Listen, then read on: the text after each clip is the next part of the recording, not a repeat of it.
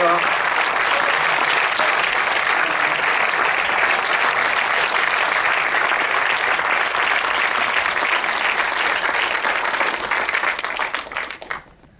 J'avais peur avant de venir. Non, j'étais très content de venir à Aix-en-Provence parce qu'on m'avait dit c'est complet depuis une semaine. Alors j'étais content. Marseille, c'était pas comme ça, hein. Ils ont été complets tout à l'heure, là, mais pendant une semaine, j'ai tremblé. Aix-en-Provence, j'étais rassuré, ça va, il va y avoir du monde dans la salle. C'est un projet que tu portes depuis très longtemps, en fait, bien avant tes derniers longs métrages. Qu'est-ce qui explique ce long délai, en fait? Oh, parce qu'il était quand même compliqué à trouver. Il fallait pas qu'il. Enfin, je voulais qu'il soit très rythmé le film et qu'il soit structuré d'une manière qu'on puisse pas l'identifier tout de suite, quoi.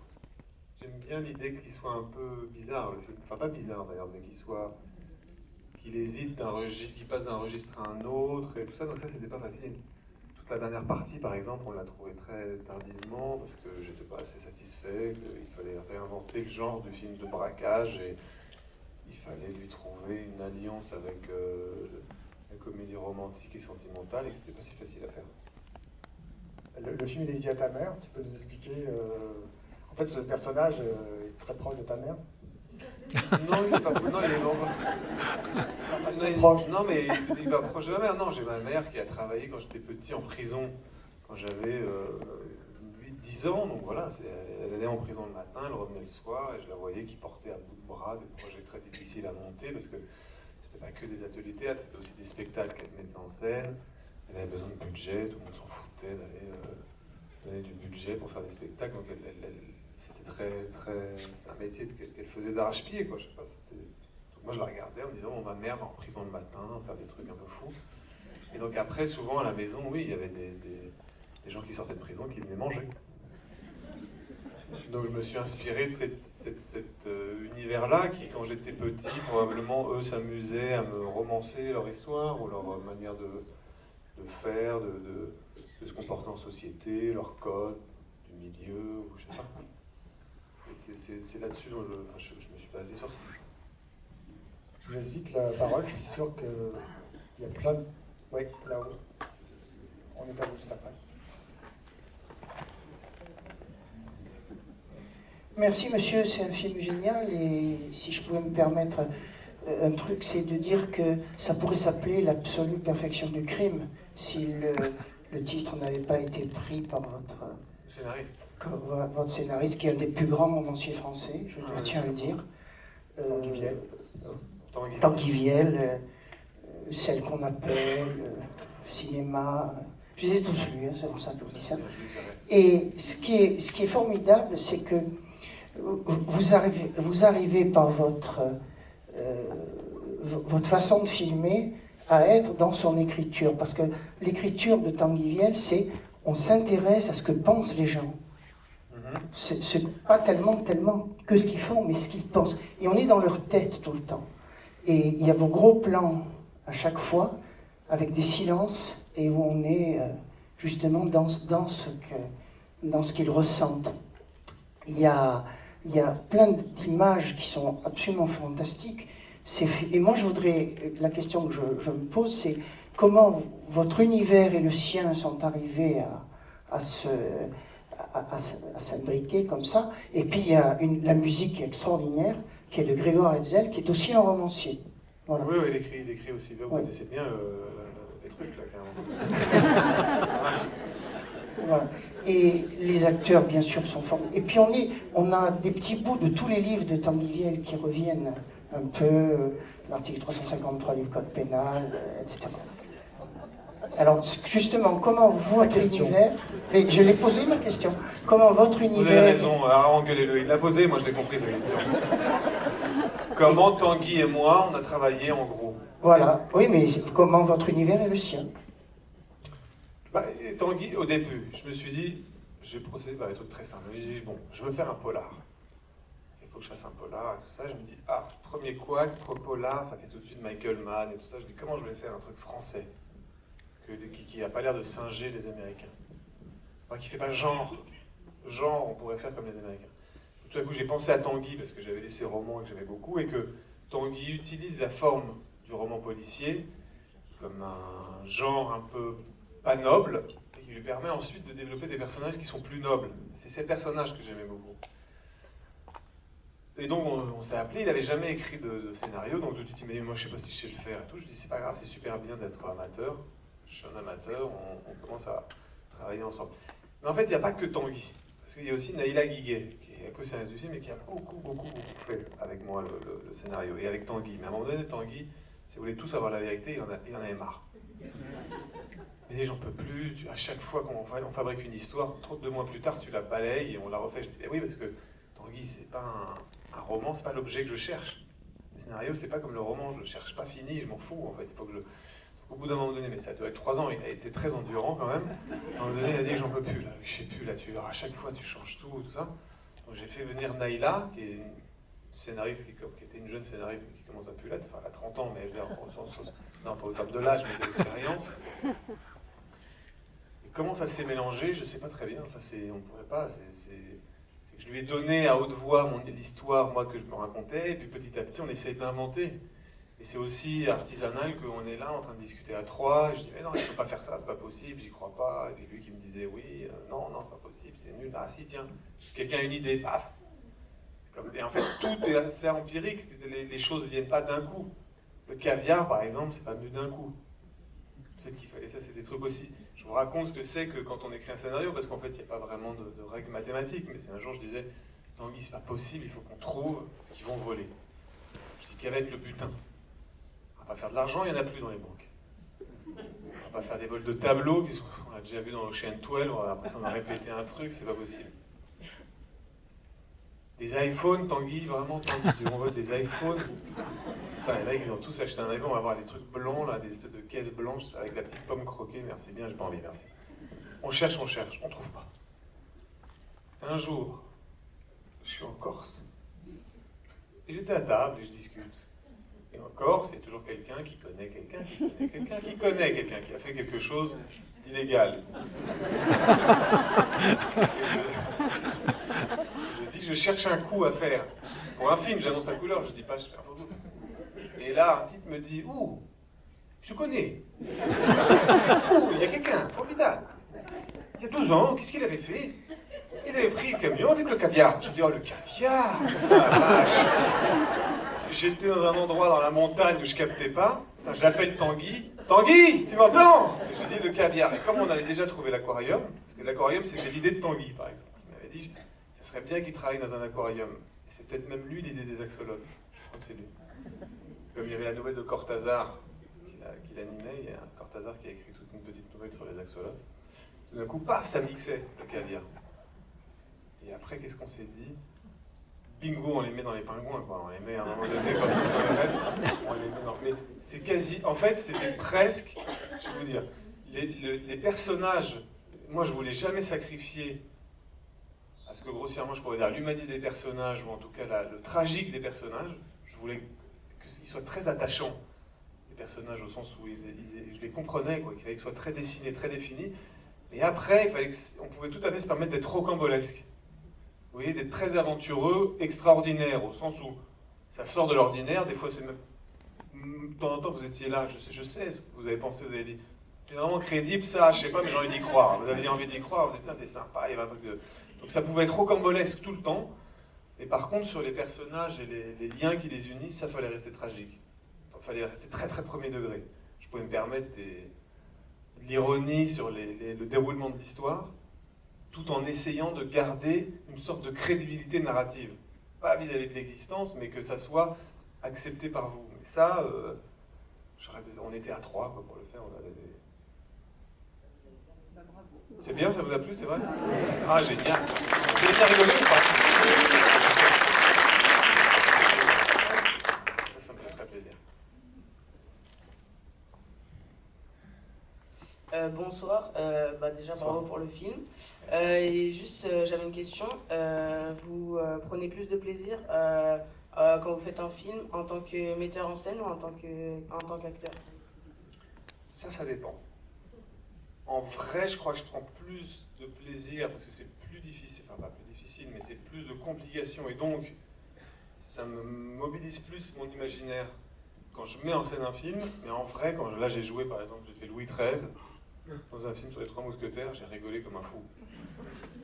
Mais j'ai plus de plaisir parce que je communique plus avec les gens sur un plateau. Quand tu es acteur, tu es en rapport avec les acteurs, et puis les autres qui sont l'équipe technique, celui qui fait le son, celui qui fait la lumière, tu as un bon rapport avec eux, mais tu n'as pas un esprit. Alors que quand tu mets en scène un film, enfin moi, avec l'équipe, je forme vraiment un groupe, tu vois, puis ça fait comme une espèce de petite société, une petite ville, un petit village avec des gens, ou pas un village non, mais c'est une petite société quand même.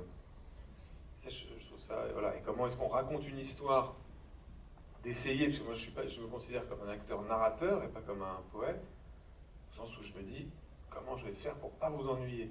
J'essaie de vous kidnapper à votre vie pendant 1h30 et de vous relâcher après sur le trottoir d'Aix-en-Provence, mais j'essaie de me dire, est-ce qu'ils vont s'attendre à ça? Comment est-ce que je vais pouvoir déjouer leur attente? Comment je vais pouvoir les surprendre? Tout ça. C'est comme quand tu racontes une histoire à un copain ou un enfant et que tu essaies de le captiver, quoi. Donc ça j'aime bien. Ok, merci. Et puis, pardon, un des trucs que je préfère faire quand je mets en scène, je dirige pas les acteurs, parce que diriger les acteurs, ça ne veut pas dire grand-chose, mais je les regarde, vraiment, parce que j'adore regarder les acteurs jouer, et de temps en temps, je dis, tu peux aller sur ce chemin, plutôt que ce chemin, à mon avis, tu auras un meilleur coup à jouer pour toi. Ça, c'est ce que je préfère faire, c'est travailler avec les acteurs. Certains critiques ont parlé de comédie à l'italienne. Est-ce que ça te va, ce qualificatif? Ça va si je m'assieds ou pas? Oui, non, ça me va très bien parce que les Italiens, disons Monicelli ou Dino Risi ou la Tuada ou même Fellini, Fellini c'est trop grand, on ne peut même pas en parler, mais et surtout les acteurs aussi italiens, que ce soit Manfredi Gassman ou Eduardo Di Filippo, ils travaillent sur un registre tragicomique tout le temps. C'est-à-dire on passe d'une scène burlesque avec vraiment la lâcheté d'un personnage complètement assumé par l'acteur, l'âge, vol, hypocrite et tout ça, vraiment qu'on trouve quasiment pathétique. Et la scène suivante, on pleure avec lui. Et ça, c'est... On pleure parce qu'ils sont tellement tragiques tout d'un coup. Et cette chose-là de mélange, je trouve que les Italiens, ils l'ont fait vraiment avec génie, quoi, avec grande virtuosité, qui est à mon avis une chose qui appartient à leur pays aussi. Qu'ils sont d'une grande expressivité, qu'ils ont pas peur du ridicule, les Italiens. Il y a quelque chose comme ça. J'avais dit ça, que c'était dérision et passion, les deux maîtres mots des Italiens, mais c'est un peu vrai. Même dans la vie, même des gens qui ne sont pas forcément acteurs, ils sont, je sais pas, ou c'est la commedia dell'arte qui les a inspirés, ou qui les a... Ils ont cette manière de naviguer entre ces deux choses-là, qui est le burlesque et le tragique, tout le temps. Une qui est géniale là, dans ce registre-là, c'est Noémie Merlan, qu'on a reçu plusieurs fois ici, et là, on la découvre très drôle. Ah bah oui, hilarant. Pour rigoler, j'ai dit elle a décompressé de tous les rôles dramatiques qu'elle a fait avant. C'est ce qui est, à mon avis, vrai. C'est-à-dire que j'essayais d'échafauder des théories en disant avec Noémie, on a découvert ensemble qu'elle avait... En fait, la vérité, c'est, je crois qu'elle avait fait tellement de trucs. Elle avait joué un transgenre, après elle avait fait le film de Céline Sciamma, c'était austère, elle était incroyablement forte dedans ça. Et tout d'un coup, je lui ai dit, mais pousse, tu peux monter plus fort, tu peux jouer beaucoup plus fort. C'est pas du tout, ne me donne pas un jeu réaliste. Ne me donne pas un jeu réaliste parce que je savais comme spectateur et aussi comme amateur d'acteur, que le burlesque, enfin des fois il m'émeut beaucoup plus que le naturalisme. Donc je disais, cette scène-là par exemple, c'est pas la scène dont je suis le plus fier dans le film. Mais la scène où je suis caché dans la voiture, avec le chien, elle qui fait comme ça, ah oui, oui, et se retourne et tout ça. Bon là, je dis à Noémie, cette scène a été difficile à faire parce que d'abord, on l'a fait une première fois, c'était pas drôle, et en fait, ma scène était mal écrite. Est-ce que j'ai appelé Tanguy? Je ne sais plus.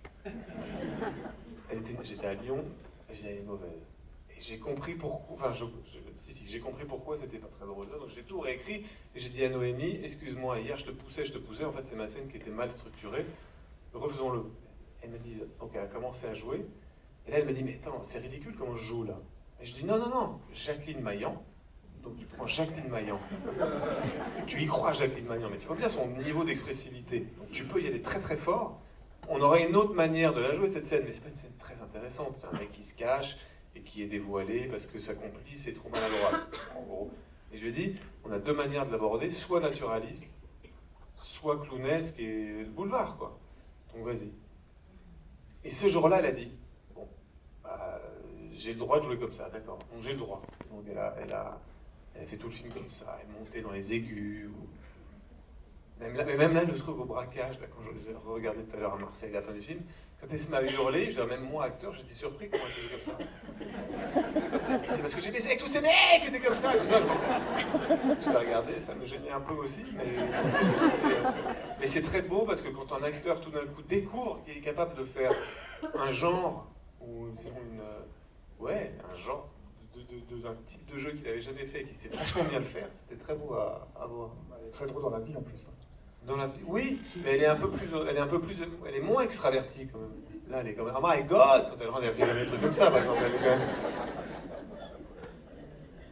Des fois, c'est difficile de les faire parler, hein, mais là, il y va volontiers. Donc... Je parle trop, c'est ça? Non, pas du tout. Merci d'abord. À propos du genre, moi, vous m'avez réconcilié avec un truc. Je déteste dans les films les scènes de suspense. Je veux dire que... Ah oui? En fait, j'adore ça, mais je tiens jamais. Même chez moi à la télé, je m'en vais. Au cinéma, en général, je sors à ce moment-là, parce que c'est insupportable. Et là, il y a une scène, je voulais juste vous dire que j'adore absolument. C'est, je sais pas qui est cet acteur, c'est le restaurant avec le chauffeur. Le chauffeur du camion. Le chauffeur. Et c'est complètement fou parce que j'écoutais ce que vous disiez sur quelque chose qui était... Je sais pas, on aurait dit que le burlesque, il était esquissé, que le suspense, il était esquissé et qu'on devait faire le reste dans notre tête. Ouais. Et il y a un moment fabuleux, c'est que quand ils vont aux toilettes, vous laissez en flou derrière le chauffeur, il fait même des signes, et j'ai pensé à Cyrano d'un coup. Parce qu'il était en train de se faire, et je me demandais si ça vous avait effleuré, mais sur cette scène-là entière du resto, j'ai vu je sais pas combien de films défiler dans ma tête sans que jamais vous surligniez la référence. Voilà. Alors, autant l'autre, j'en suis pas très fier, autant celle-là, je suis très fier de cette Ah, scène. mais vous pouvez, hein. Même moi j'en suis fier, pourtant j'ai rien fait. Même vous en êtes fier. Parce que vous êtes français. Ah oui, c'est ça. Non mais c'est vrai que j'en suis fier au sens de... On l'a bien, avec Naïla beaucoup. On l'a vraiment travaillé au scénario, parce que je voulais, si vous voulez, mélanger le film de braquage, qui serait un peu ironique de temps en temps, qui citerait le film de braquage en gardant, quand même, c'était des pieds nickelés, mais qui le faisait quand même vraiment par amour, ce braquage de caviar, et que c'était pas une fausse raison, qu'il ne le faisait pas juste pour s'enrichir. Donc il y avait quelque chose qui déjà marchait sur deux pieds, et ensuite il fallait que je le marie avec un truc français.